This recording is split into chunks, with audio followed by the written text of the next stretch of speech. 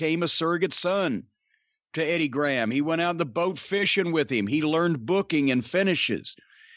And finally, as he got a little older and a little more mature in the business, Kevin, he was able to switch heel and had more runs in Tennessee and Florida and Georgia as a heel, but really hit his stride becoming the booker in Florida during the early 80s before Eddie Graham's death, not only on camera doing the Prince of Darkness deal with the, insane cast of characters and the menagerie that followed him around, but also he was the booker because he had learned from, the best. And when he came to Crockett, he was not involved in creative at that point. Dusty was the booker, but Kevin had been Dusty's assistant booker down in Florida on a number of occasions also. So from that point on, Kevin was always figured in not only as a main event on-air talent, which he had been from the time he first broke in the business, but also he was heavily involved in booking and creative teams and office work from that point on. And when TBS bought the company, he was on the first booking committee that they appointed. And then later on, when Flair took the book, Kevin was his top assistant.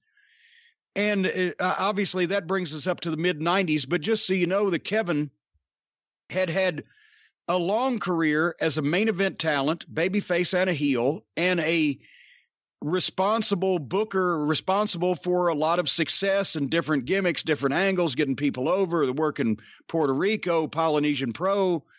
He did a variety of stuff. So it wasn't like that it was just another one of the cast of characters that they put in charge of booking in WCW for 3 months. Kevin's one of the only guys they ever went to that really knew how to do this properly. I don't think he gets a lot of the due he should from that era because of the general overall mismanagement and rottenness of WCW as a company. But Kevin's been in this business for a long time. He knows what he's doing. And as pertains to this situation, he's taken a lot of heat because he has never spoken publicly before, really, on any type of widespread or mainstream basis. As you'll find out of respect for not only Nancy and their relationship, but Nancy's family, her parents. But he's had so much shit dumped on him for so long, we felt like, I guess the only way to say it is it was his opportunity to at least clear up some misconceptions and set some things straight, because he's the only one that, for whatever reason, one or another, has not wanted to speak about this, not because he wanted to protect himself, but because he wanted to protect the other people involved to begin with. And why would you talk about something like this over and over when you still to this day get shit for something that you had nothing to do with? It wouldn't be your favorite subject of conversation. So we appreciate him doing this today just to clear the air on some things. Anyway, does that pretty much sum it up before we go to the tape? I think so. In that case, let's do that. And here's the talk that we recorded just recently with Kevin Sullivan.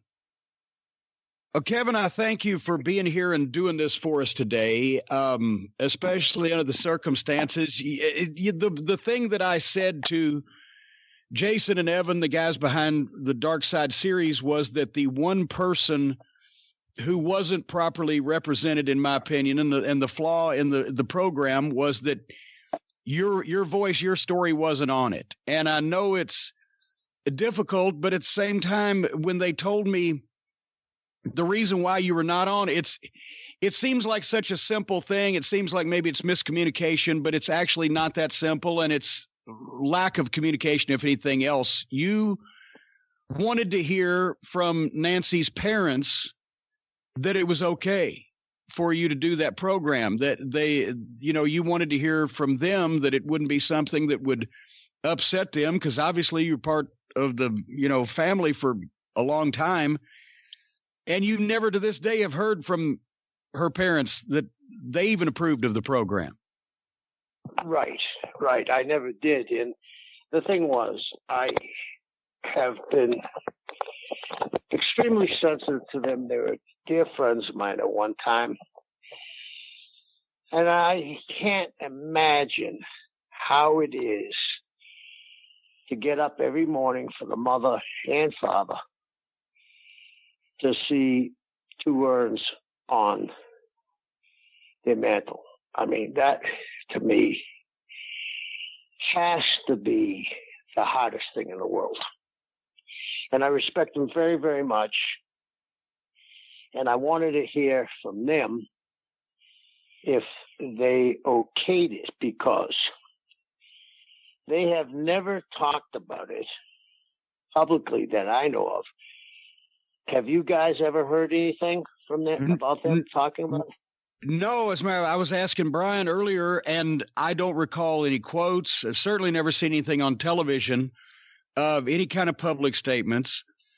And when Jason and Evan were trying to put this thing together, you told them, that you wanted to have it cleared by the parents. And then they went back because they were dealing with Sandra. And the response they got was that, well, Sandra says it's okay with them. And, call me if you could tell Kevin to call me if he has any questions, but you could never actually establish that her parents had said yes to the project. And to this day, we're not sure of that. Right. And I wasn't going to take, no disrespect to Sandra, but I wasn't going to take anybody else's word except Maureen and Paul's word. And if it was okay with them, I would have talked. I think that they have had extremely tough time over the years. And every time it's brought up, I'm sure there's another pain for them. Yeah. And again, I just didn't want to take Sandra's word on this because it was so important to me, because I've kept quiet this whole time because of the respect I have for Maureen and Paul. Well, and truthfully, I don't think at the time you knew what kind of mainstream attention this program was going to get. It's the show has blown up, and this was their highest rated episode, and etc. But that's where I found fault with it when I spoke to him, was just that the telling the story from everybody else's vantage point, and then the one terse line of Kevin Sullivan declined to be interviewed. It didn't give you, I don't think, the proper treatment for a story that's this complicated and was this big a part of your life, because a lot of people may forget that, they saw things going on WCW in the 90s and the Attitude Era and the Monday Night Wars and all that stuff. But you guys had been together at that point for 10 years or more. You first met in Florida, 13 years. Right. Like when did you meet in Florida? Like 82, 83 ish? Around that time line, Jimmy. Yes. Yeah. And she had done some publicity pictures for Bill Otten. You remember Bill? I remember Bill, the photographer. Yeah. And he shot for the magazines. And her, I can't remember her girlfriend's name. They took some pictures with me, and that's how I got to meet her. And what did you guys kind of start hanging out instantly, or was there a warm up? Because you were at the time? Everybody thinks you're older than dirt because you've been around forever, but you were legitimately 12, 13 years older, I guess, at the time. Right. Or I was let's see, I was 32. She was 21. So, like you said, 11 years older. So. And we got to be friends, and it was one of those things that it blossomed into something else, but we were friends for quite a while. Well, and of course she had, Nancy was so beautiful and the camera loved her, and she was a wrestling fan. That's, she got started doing the publicity pictures because she was going to the matches, and Bill Otten had seen her. You're a booker from way back. Did right. the whole gimmick, did that instantly come to you, or was it something that she wanted to do, or how did the Fallen Angel come about? Well, we were going to have a big show in Miami at the Orange Bowl. I don't know if you remember that. Dusty was going to wrestle Rick, and I was going to wrestle Mulligan in a Hangman's Noose match. And Miami was a great wrestling town, as you guys know. And I just thought, wow, I need something spectacular. I mean, I think they drew close to 30,000 people. And I was saying, what am I going to do? And I had mentioned this to Bill Lawton, and he said, well, why don't you have her valet you? Because at that time, I had the lock, Winnie, Leono. We know a little hard. Yeah. Thank you. And I had her as the lock, who I supposedly hypnotized, and she was a childhood friend of Kendall Windham. So I also had Humperdinck. So she actually came up with a pretty good idea. I mean, she came up with the idea of, her wearing the bikini and high heels. And then we did the thing with the chains and her carrying snakes, because not everybody, but a lot of people are afraid of snakes. And it seems to me most ladies are afraid of snakes. So we did the thing where she carried the snake. And I mean, it was so over that night that the main channel, well, not just the main channel, but every channel on the news, that late night news, was saying, we don't know what this is, but we like it. And I mean, it was a hit. I mean, and I have to give her a lot of credit, because she pulled it off, and she pulled it off well.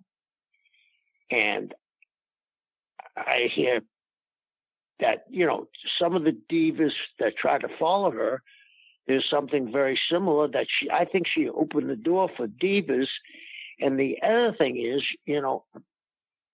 Jimmy, the Hall of Fame, I think she deserves to be in the Hall of Fame. Well, she was a groundbreaker. Go ahead. No, she broke ground. I mean, then there became a flood of divas, but I mean, she played her role terrifically, and you remember, a lot of people don't, the thing with Steiner and Robin Green that you and I came up with. Well, that's what I was going to say is when the folks that watched the Dark Side program, they saw the footage of briefly of her there when she was first christened Woman, and then they went to the mid-90s stuff, but you guys were in Florida until, as everything happened with all the territories in the 80s, Florida was absorbed by Crockett. And then you had come to WCW and were doing a thing with Steiner and Rotunda, the Varsity Club. And when Rick took the book, Flair, in the summer of 89, he asked you and I to assist him in that project. And that's when the thing with Robin Green, probably the first time, I guess, that people saw her on national television. I mean, she'd done Florida, and you guys had done the Polynesian Pro stuff, and you were always going up northeast for like the Savoldis. But that was the first national TV run in '89 as Robin Green, who morphed into Woman, right? Right. And she worked in San Antonio. She worked in Hawaii. She worked in Ohio. So she had got, for the Sheik, she had, she'd been around, but like you said, this was the first time she had national publicity. And that was so much fun because nobody could figure out you couldn't ugly Nancy up, but as Robin Green, she had the plain, the glasses and the pigtails and the schoolgirl features, and nobody could figure out where that was going until finally she revealed that she was Woman, and it had been all along a sucker job on Rick Steiner to try to get him, get him under her thumb. But what a lot of people don't know, I've told this story in passing as relates to mine and Midnight Express's WCW run there, but until Rick quit as booker at the end of February, and then I followed in March, and Herd had run everybody off by that point. But Woman was going to be the new manager of the new Four Horsemen, consisting of Ric Flair, Arn Anderson, and Bobby Eaton and Stan Lane, the Midnight Express. And that we had put that together. Herd was trying to split me and the Midnight up, and he had blocked Tully, and we needed horsemen. So we all got